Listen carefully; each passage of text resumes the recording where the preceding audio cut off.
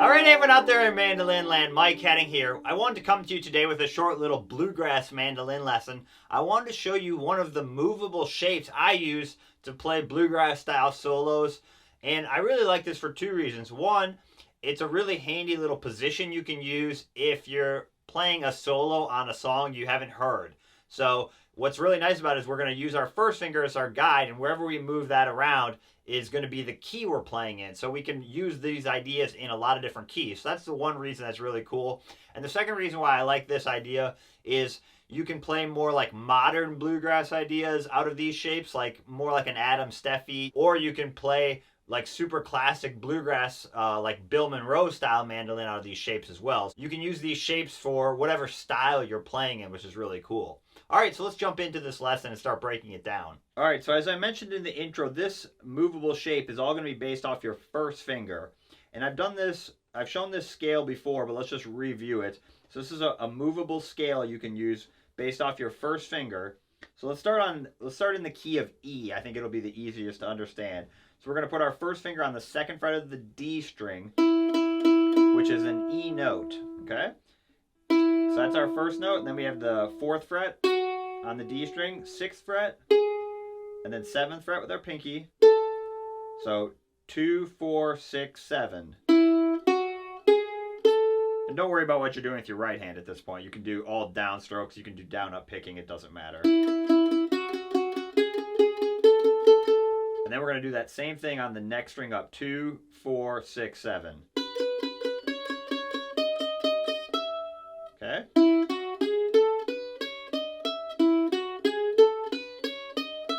So those are our notes we're going to use. And then let's go down to the G string and also play the 6th fret and the 4th fret. So those are just lower notes in the scale. If we kept going down, we run out of notes, but those are also going to be 2 notes we're going to use, okay? So we have...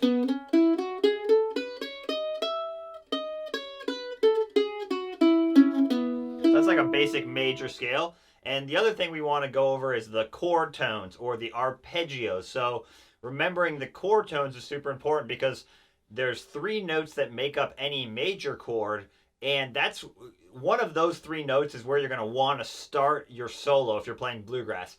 9 times out of 10, probably 99% of the time in bluegrass, your melody is going to start on one of those chord tones. It makes sense, right? Those chord tones make up the notes. Those are the notes that make up a chord. So it makes sense that those notes would be really safe.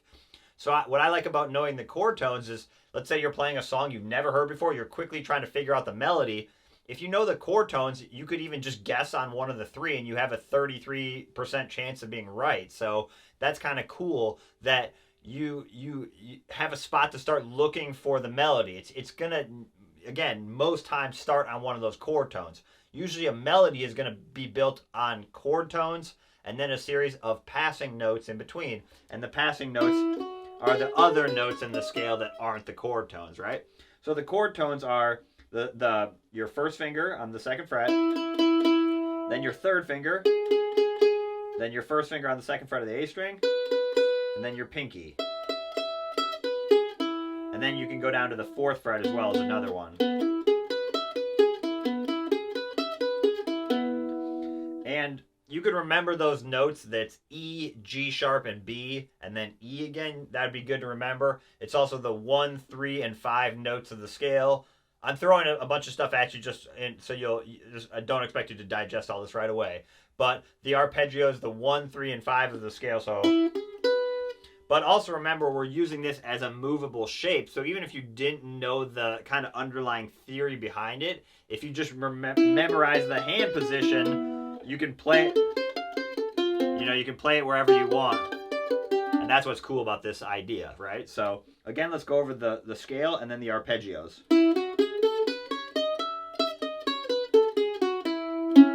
And then we have, okay, so even if you just did a little something like, so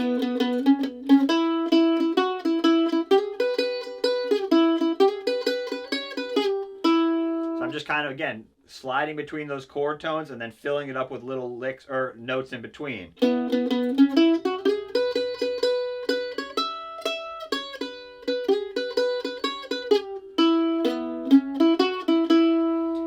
let's go over the other chords in this key, the 1, 4, 5, and 6 minor. So those are going to be probably like the 4 chords you're probably going to use in most songs in bluegrass.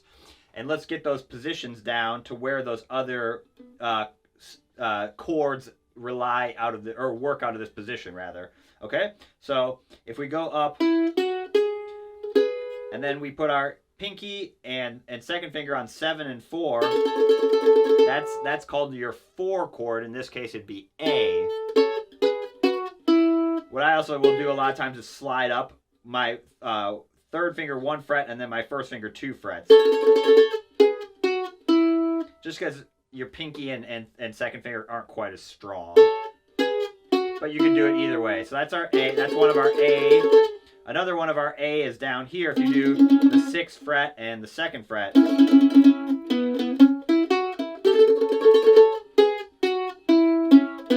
So even just an example of like, let's make up a little solo. Let's go from E and then we'll go to A and then back to E and then A. Just go back and forth. So we have A, E, A, E.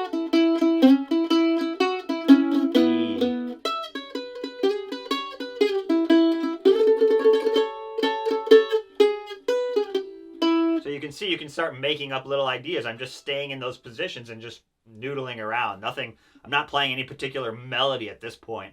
I'm just, again, sliding between those chord tones, highlighting the chord tones as the dominant notes, and then filling it up with little passing licks or passing notes or little slides, you know, sliding into the chord tone.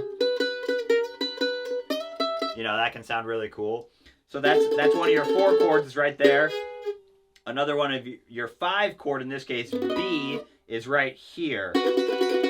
So you have E right there is the 5 chord, and then the other 5 chord is if you take this shape 6 and 2 and move it up here. And I'm not showing you every possible combination of how to play these chords, obviously, but these are the main ones you're going to want to use out of these positions, right?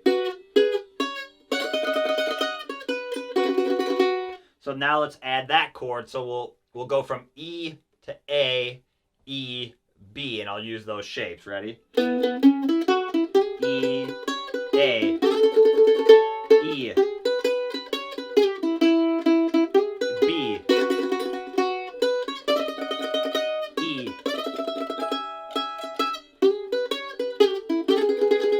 A,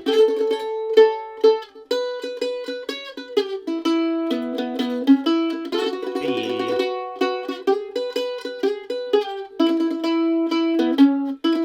something like that, okay? So not too hard, right? And then the last chord would be the 6 minor, and that'd be like, in this case, C sharp minor. And you probably won't use this one quite as much, but it's just good to know the position. So if you take your shape here, 6 and 2, so 6th fret on the D string and 2nd fret on the A string, and then you add your 2nd finger on the 4th fret. That's like your minor chord for that key. And you can also use this one, 6 and 2 on the low string. That one works for A or for the 6 minor as well.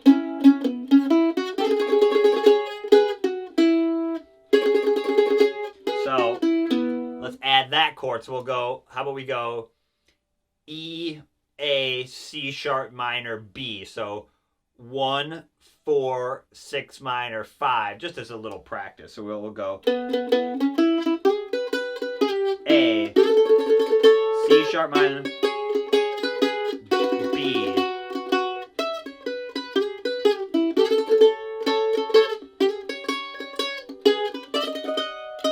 so E, A, C sharp minor, B.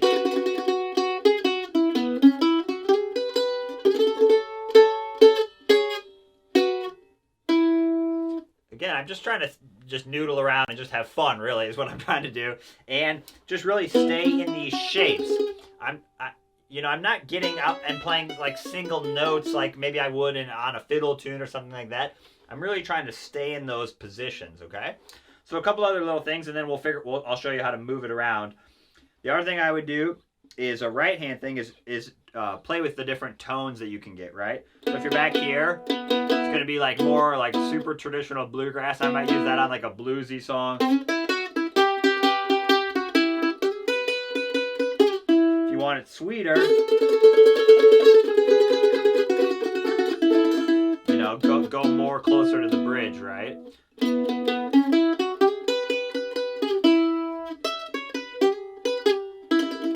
So really experiment with the tones you can get. I think a lot of people don't do that. They just play in one spot on the neck with their right hand, and you're really losing a lot of tone possibilities, all right? So now let's jump in and look at how to move it around to different keys. All right, so now that we've looked at some basic licks and chord tones and chords out of those positions, let's look at moving it around. So what's cool about mandolin is since all of our strings are tuned the same ratio, right? We're in fifths. We can either move down and up, or we can move left and right on the fretboard, and it works both ways. So let's go down and up first. So if we take that whole idea and move it to the higher strings, now we'll be in the key of B. So we could go.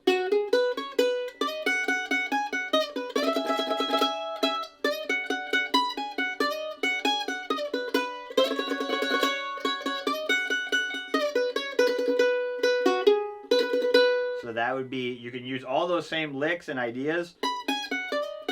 It's all based off your first finger. That's where, even if I don't know what key I'm in, I can just move my first finger around. You know, 5, 6 minor, 4, 1, 5. I don't even have to know what key it is. That's, in this example, would be E flat. You probably won't use that one very often, but you could. Let's move it this way. So if we go up 1 fret to the 3rd fret, that'd be like F. That's a really cool classic bluegrass key. You know, again, you can use it for old time stuff like.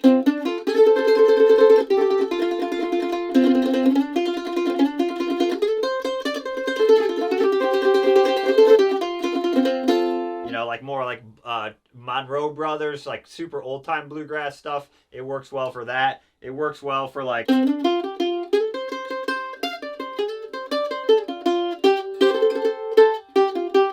know, or old gospel bluegrass.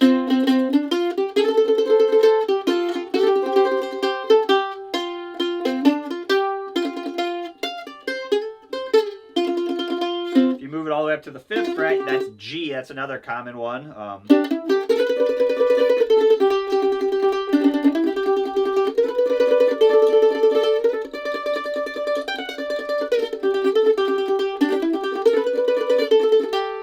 Something like that. Again, you can move it up here. You can move it this way and up too. So if you're on this would be C. That works great for the key of C.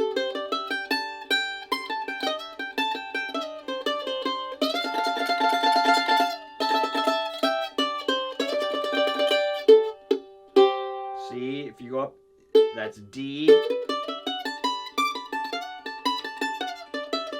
So what's cool too is if you have a lick in one key that you like, you know,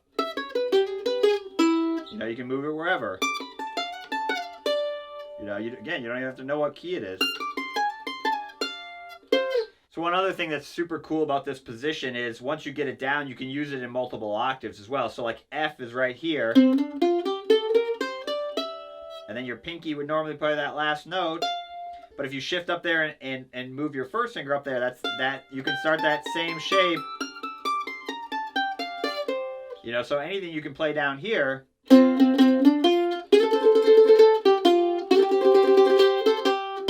You can now play up another octave.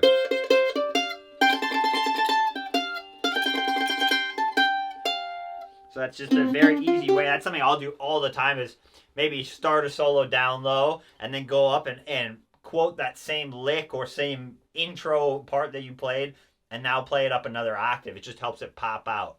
All right, so practice the initial shape. I would start with E, like I said, and then practice moving it around to different keys and moving it up and down the fretboard. The biggest thing I want to stress about this is think about it as a position.